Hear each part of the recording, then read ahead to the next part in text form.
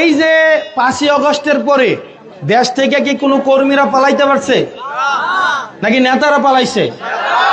নেতারা কিন্তু ঠিকই পালাইছে।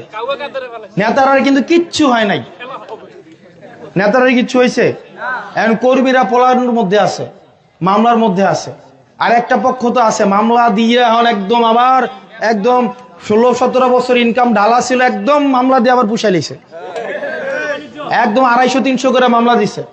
একজন আইসে আমার কাছে যে ভাই আমার এই এরকম হয়েছে, বিচারটা পুলিশ করতেছেন। আমি কই মামলা কত জনের দিছেন? কয় 250 জনের। আমি কই আসামিদের নাম কোন? তো 60 জনের নাম কইতারছে।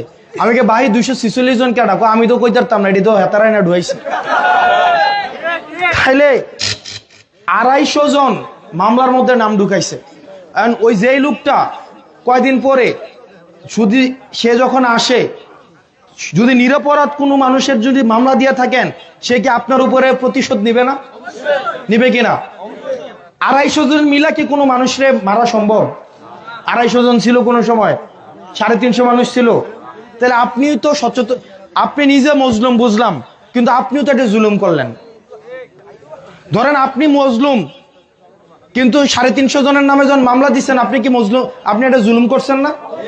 তো আপনি তখন একবার যখন জুলুম করেন, তখন কি আর নিজেরা মজলুম দাবি করতে পারবেন?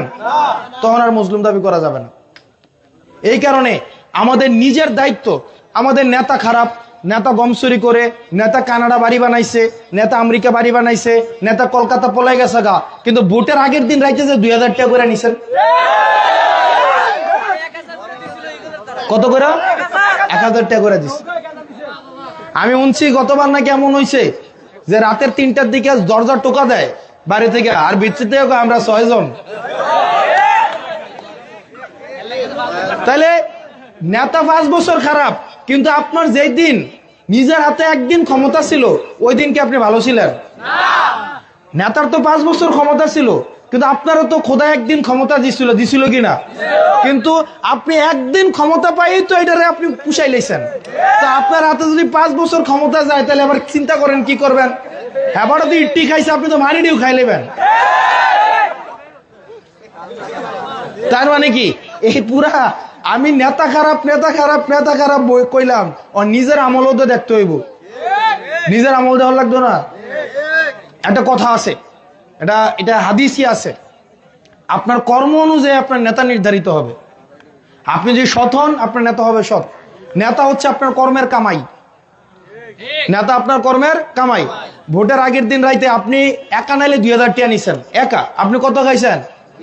একা খাইছেন 2000। কিন্তু যে বাড়া দিছে 2000 টাকা, এবারে কেউ 2000 টাকা দিছে? এবারে যদি 10,000 মানুষকে দেওয়ার লাগে, তাহলে 2 কোটি টাকা দিছে। এবারে কি 2 কোটি টাকা উঠাইতো না? ও এবারে 2 কোটি টাকা উঠাইতো না?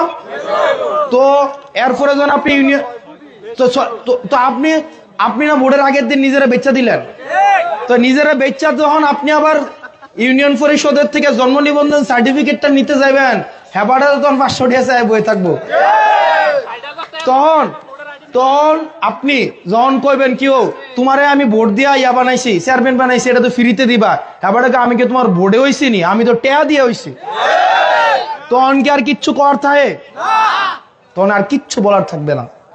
এই কারণে নেতার সংশোধন, নেতা এই হইতে হবে হইতে হবে এরকম বয়ান আমরা সারা জীবন মিলা দিতে পারবো, কিন্তু নেতারও তো আপনার কি করতে হবে?